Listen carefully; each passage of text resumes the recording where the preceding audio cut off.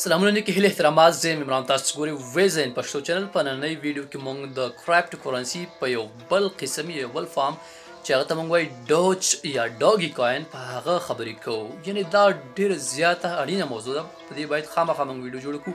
که څه هم نن ما غوښتل چې د پرتګال د ویزې د پرتګال کې د بزنس یا کاروبار د شروع کولو په اړه ویډیو جوړ کړم، خو ټرند دا چلیږي په سوشل میډیا کې او ایون ایلن ماسک هم په دې باندې ټویټ کړی. نو کله چې ایلن ماسک ټویټ وکړي که دنیا ورانیږي که نه ورانیږي نو د سټاک مارکیټ کې خامخا زلزله راځي. نو ما هم غوښتل چې راځي په دې باندې ویډیو جوړ کړي چې دوستان خبر شي چې دا څه شی دی، یعنی ډوج کوین څنګه دی. یعنی اوس که موږ چېرته ډوج کوین الو په 4 افغانۍ باندې یو ډوج کوین کېږي او داسې اټکل کېږي چې په 2022 کې به یو ډوج کوین $10 ته خیږي، چې تقریبا موږ د 10,000 افغانۍ ډوج کوین والو نو موږ ته په لکونو روپۍ یا افغانۍ ګټلی شي.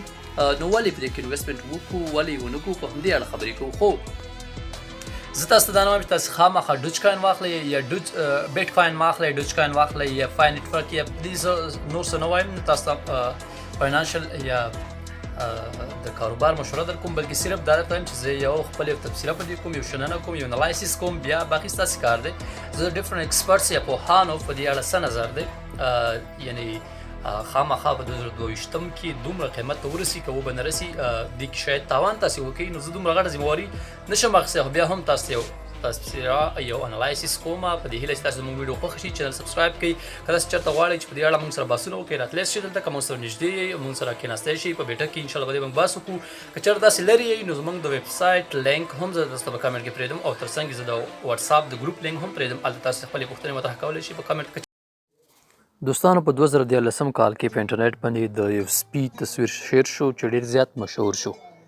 دغه تصویر چې کله د مشهورتیا خبر خپور شو نو امریکن یا د امریکې مشهور سافټویر انجینر جیسن پالمر هغه یو ټویټ وکړ او دی ویل چې نوی ډوج کوین یا د سپي سکه به ډېره زیاته مشهوره شي.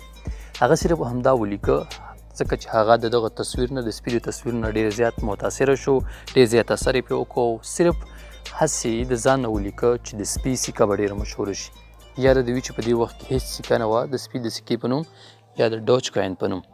خو کله چې د هغه خبره مشهوره شوه نو هغه ډایرکټ لاړ، پیسې ورسره ډېرې وي او په خپله هم سافټویر انجینر نو یو ویب سایټ یې جوړ کړ د ډوج کوین په نوم باندې.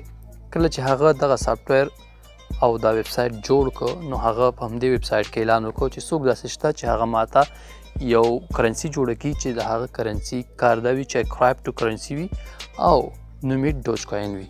نو یو بل انګریز ورته وویل چې بالکل زه سره دا کولی شم او په دې کې ورسره مرسته وکړه او څو ورځې وروسته د ډوج کوین په نوم یا د سپي یا ډاګ کوین په نوم باندې دغه کرنسي جوړه شوه. کوم روانو ته د کرپټو کرنسي دومره پرمختګ پکې نه و شوی، خو په 2019 کال کې د دې کرنسۍ په منځ کې انقلاب راغی. کله چې د 2019 کال پیل و نو د کرنسۍ مارکیټ ویلیو یعنې په مارکیټ کې چې څومره زیات انویسټمنټ د دې شوی، اوورآل انویسټمنټ یا اوورآل سوداګري چې پې چا کړې وه یا سرمایه ګزاري کړې وه نو ټوله دنیا کې ټولو خلکو یوازې 100 میلیونه کړې وه. خو کله چې 2019 کال اخرۍ میاشتې شوې نو د 100 میلیونه څخه 2 بلیونه یا 2 میلیارده ډالرو ته سرمایه ګزاري ورسېده. یعنې یو انقلاب راغلی، خلکو ډېر زیات واخیسته. اوس په 2021 کې د دې ډوج کوین قصه ځکه ګرمه ده چې ایلن ماسک کوم چې تاسو له ما ښه پېژنئ د دنیا تر ټولو مالدار، تر ټولو زیات شتمن انسان په دې اړه ټویټونه کوي.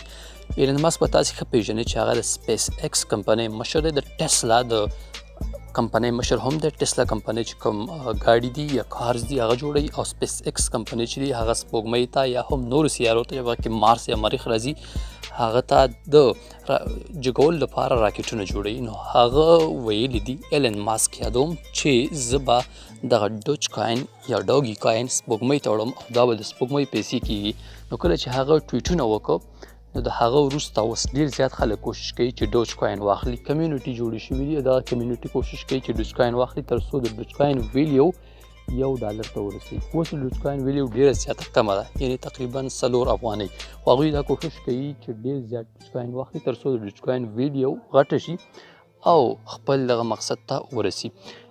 دغه کسان چې کومه کمیونټي جوړه کړې ده، کومه ټولنه جوړه کړې ده، هغوی د دې ټولنې په مرسته باندې یعنې مالدار خلک دي هغوی دغه ډوج کوین اخلي، ډیر زیات مصرف پکې کوي تر څو دا اوچت شي او په بدل کې چې کله هغوی پیسې وګټي نو هغه پیسې رالي د غریبانو سره، یعنی په کینیا کې د افریقا په نورو هیوادونو کې د غریبانو، بیمارانو سره یا ناجوړو ناروغانو سره د مرستې لپاره کاروي. ترڅنګ یې د جمیکا چې تاسې ښه پیژنئ د ویسټ انډیز د هیوادونو یو هیواد دی، په هغه هیواد کې د ډیرو کلبونو سره او د فوټبال د کلبونو سره، د اولمپیک د کلبونو سره مرستې هم کړي دي.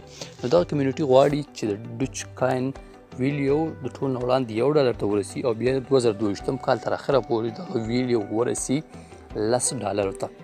نو که چېرته د هغوی دغه خوب رښتیا کیږي او هغوی په خپل دغه کار کې کامیابیږي او تاسو اوس واخلئ د $10,000 ډوج کوین، تاسو کولی شئ چې په دې کې تقریبا 3 نه تر 7 لکه پورې افغانۍ وګټئ یوازې په 1.5 کال کې. خو که چېرته د هغوی دغه خبره یعنی رښتیا کیږي نو د بیټ کوین ویلیو مارکیټ ویلیو په الحال ډیره زیاته ده، د دې مارکیټ ویلیو کمه ده، خو د دې ټوټل نمبر یعنی مکمل نمبر ټول نه زیات چې څومره ایشو شوي دي هغه 100 میلیونه دي.